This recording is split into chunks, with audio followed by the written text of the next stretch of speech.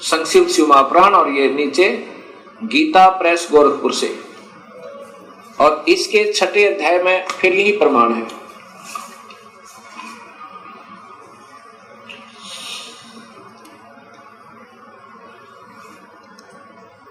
इसी शिव महापुराण का ये छठा अध्याय है। ये शिव महापुराण अध्याय नंबर 6, उसके बीच से सुना रहा हूं, आप इसको खरीद कर देख भी सकते हो।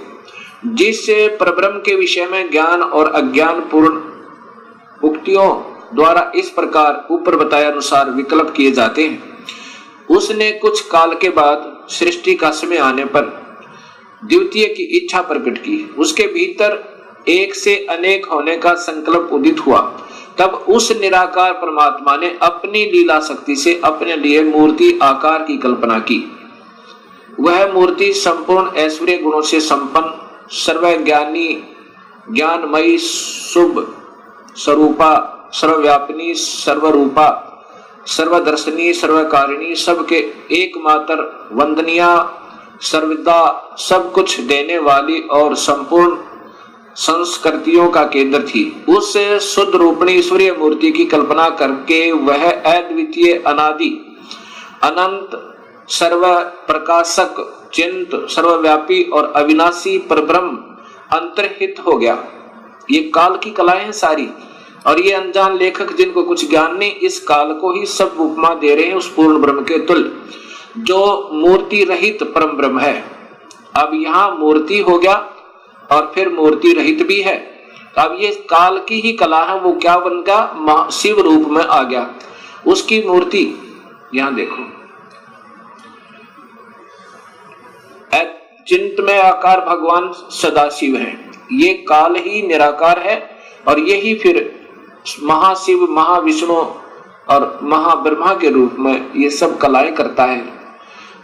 अर्वाचीन और प्राचीन विद्वान इसी को ईश्वर कहते हैं।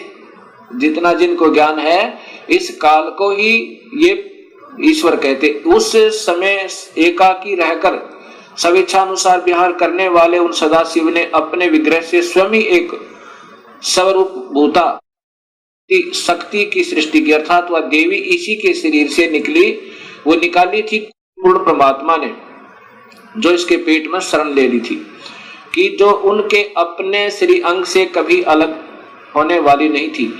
उस पराशक्ति को प्रधान प्रकृति, देखो, प्रधान प्रकृति, गुणवती माया, बुद्धि तत्व की जननी, विकार रहित बताया गया है। वह शक्ति अंबिका कही गई है, और उसी को प्रकृति, ये ध्यान से देखना भक्तात्माओं, यही देवी अध्या माया, ये प्रकृति देवी, प्रकृति सर्वोश्री सर्वेश्वरी, देव जननी, यानी तीनों देवताओं की माँ, ब्रह्मा विष्णु महेश की माता, नित्य और मूल कारण कही, सदाशिव द्वारा प्रकट की गई उस शक्ति की 8 भुजाएं हैं। अब ये शब्द ही स्पष्ट हो गया कि यही प्रकृति देवी ब्रह्मा विष्णु महेश की माता है। और इसी में फिर आगे आता है कि ब्रह्मा और विष्णु की उत्पत्ति शिव से हुई। ये महाशिव काल है।